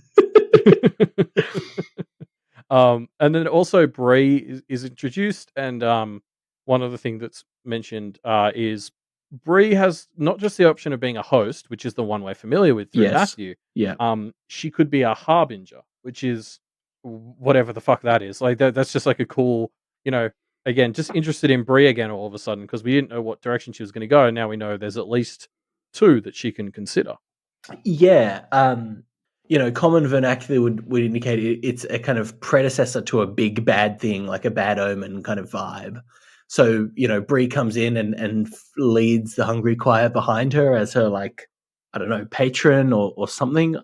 Hard to say. Yeah. Yeah, I mean, we'll see. Like, I find this fascinating. I think I saw somewhere that harbingers are listed in like the pack dice docs, but I haven't Yeah. really read those, Yeah. so I don't know what it means. And I'm gonna let this story show me, I guess. Yeah. We'll see. Of course, all the juniors are listed, not in as much detail, but they're basically all given like 3-word or 4-word summaries of the type of practitioner they are. And Yeah, there's some really fun ones in there. there's some crazy like it's like there's these weird little titles. Yeah, so I saw ones I liked were Goblin Witch Princess and Goblin Raider Princess, which I think were two sisters. Goblin Witch Princess is What does that fucking mean? fantastic. Yeah, I know. I mean, someone else is listed later as a Goblin King. I forgot to check if the Goblin Princess is related to the Goblin King. Mm. Yeah. I think the one that stood out to me is just hilarious. Is Zachariah Nickel has a hot girl totem as their totem. Sure. Whatever the fuck that Whatever means. that means. It's hilarious either way. Yep. Yeah. We also see the categorization of the Kenneteers. So wild practitioners, all of them, but Avery is listed as a finder. Verona is listed as again, it's got to be Alexander who wrote this because yeah. he got to write wild practitioner 3 times, which is totally his MO. Verona is word of the week. Verona is a dabbler, and Lucy is categorized as a wild practitioner, fairy sword fighting, which is interesting. That's like her subclass. I mean, we obviously have seen some of that, but that seems to be the niche that she is carving out, which is very interesting. Yeah, because like I agree. Like Avery is listed as a finder, which we're like, yep, cool. Like, yep, makes sense. That one's been done and dusted for an arc and a half now. Verona's dabbling. I was like, yeah, okay, she does dabble. Checks out. What's interesting about Lucy is they didn't actually give their information. So yeah, where did they find this out? Right, because there are two scenes of this happening. Bree was at the first duel against Guilherme, right? So, or at least for the very start. So maybe that's an avenue of which they could have found out some of this. And then the second I don't think she duel was allowed to talk about that. Well, right? No, yeah, I don't know that she's allowed to talk about that. And then the second duel was obviously with Melissa. Yeah. Which is not, and presumably they haven't found out about that, or so this is something that is clearly made enough of an impression that you can kind of get that vibe from her without having seen either of those instances of that exact thing happening, which is great. Yeah. It's almost like Alexander was just able to glean from her essences of fairy and essences of sword fighting, combat, and drew this link of himself. It's just interesting because I don't think Lucy would have thought of herself as being locked into this as is this something she's already walked into? Is this Alexander just sort of speculating? Yeah, what was her reaction when she saw that listed next to her name, I guess? Yeah, how true is it? Is it like a bit prophetic? Like if everyone thinks you're a fairy sword fighter, does that mean Mm, the spirits are more likely to make you into a fairy sword fighter? mm, Or like help you be a fairy sword fighter? mm. Because I was just talking about how I thought she'd be a good fit for some of the karmic stuff, but maybe that ship has already sailed. Or maybe they're not mutually exclusive. I don't know. Yeah. Um, yeah. Any interesting stuff. Interesting stuff in the bonus material. Yeah. There's also so the last little list is like the special students. Yes. There's this like there's that Goblin King who like rented the room for 2 years, but he's now serving a 9 month prison sentence, which was just the most goblin shit I've ever read. Um, uh, Also Millie is listed here. She's a special student, which is interesting because I got the impression reading 4.6 that she was the Kenneteer's age, but Well, yeah, her um, age isn't listed, so who no, knows? But most of the like special students seem to be like post grad, right? yeah, exactly. So that was sort of like, yeah, for me, I was like, I just defaulted to thinking she was about the Kenneteer's age, reading 4.6, but it's not listed, so she must actually be, or basically an adult. Um, but like, yeah, basically this last section to me was just all about referencing again these secret projects, which is something we've heard a lot about the last like 3 or 4 chapters. And I just feel like these secret projects feel like such a Chekhov's bomb. Like one of them's Yeah. gonna go off and be something, surely. Yeah, we'll have to see because that's the end of the chapters for today's episode of Pale Reflections. But the episode's not over yet, as you can see if you have just gone to check out your little timeline thingamajig. Because we still have to dive into some Pale predictions left in our Pale Predictor app. Predictions from the community of what they think's going on in this mystery here. Yeah. So, what have you brought this week, Ruben? Okay, this is a great one. This one I've seen from a few different people, I think, on the Discord, but Another Ship is the one that wrote it in our app, as far as I can tell.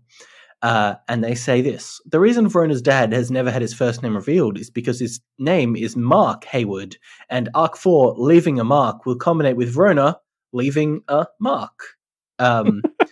Which I think is just such a great wordplay. And I've kind of been thinking about Mark as a name as one of the possible other meanings for leaving a mark as an arc title. So, yeah, I don't know. I can see it. We'll see. I feel like that sort of, for want of a better word, dumb wordplay is more our level than Wildbow's, but Fair. I mean, I guess we'll see. Yeah, fair. I mean, we don't know any other Um, marks in the story, so we'll have to see. I mean, yeah, fair, I guess. I mean, that would be pretty funny. I would get on the joke if that's part of it. What prediction did you pull out this week? So I pulled out a prediction from Saint Just, who nice short one, just saying Verona will steal the Animus Librarian from Zed and take it as her familiar. Which I don't necessarily think will happen, but like I like the idea of Verona having an Animus Librarian as her familiar. Actually made a lot of sense to me. Like I could see those two getting on very well.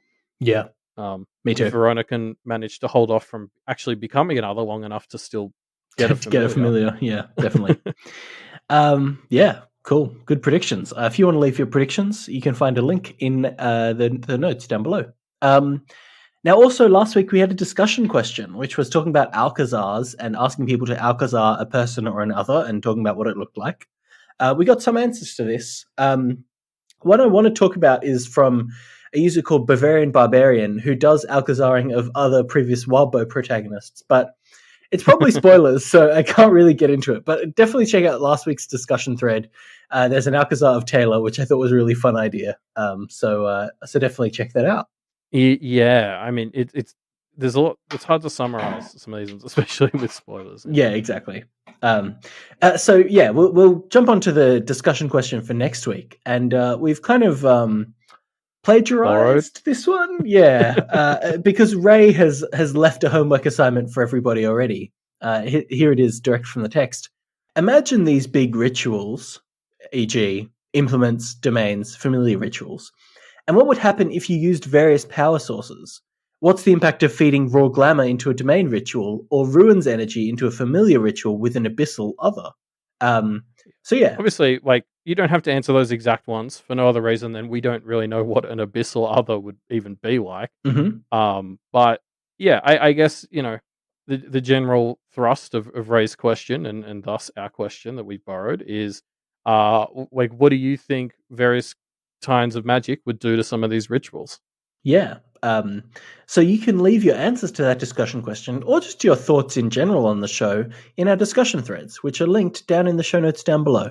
Yeah, and come check us out on Twitter if you want to catch my live reads or get updates about if something's going to be late. That's the place to stay up to date on everything Pale Reflections. Yeah. You can also check out the Duff Media website. Pale Reflections is a proud member of the Duff Media podcasting network, I should say. And there are a bunch of other great shows on the network that you can check out. In fact, we just did a show on the Duffcast with Matt and Scott talking about Legend of Korra season 2. Yeah, it was a great discussion, possibly even better than the actual content. But yeah, I mean those Avatar episodes are always a blast. Very fun I hope to we do. get a chance to do season 3. So go give it a listen if you are interested in the Avatar franchise. Yeah, And if you're not, then go watch the Avatar franchise. Oh, yes, I assume you just haven't. If you want to support the network, you can head to patreon.com/Duff Media and become a patron of Duff Media. Help us make all this cool content that we make. You get all kinds of perks if you want, but you also just get the perk of knowing that you're supporting a good cause. Yes, and there's also Walbo's Patreon, patreon.com/Walbo. He gives these stories out for free. He's not doing these rate hikes like Alexander is. Walbo's a real Mr. Bristow character. Oh, interesting. Interesting. I like it. This might age terribly. Yeah. But yeah, so go support Walbo if you can, because it's only thanks to his patrons that he can continue to write in this free fashion like this. And yeah, without that, he'd need to be more of an Alexander, and nobody wants that. Yeah, exactly. So go to patreon.com/Walbo to support him. And I guess that's the end of the podcast. So we'll see you next week when we find out just how Mr. Bristow's apartment complex works exactly. See ya. Bye.